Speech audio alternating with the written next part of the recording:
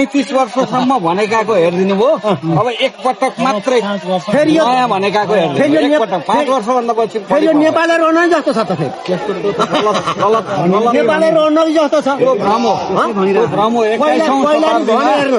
पहिल्यै बरु गरे ट्याप पारे भए सके अहिले 21औं शताब्दीमा कसैले कसैलाई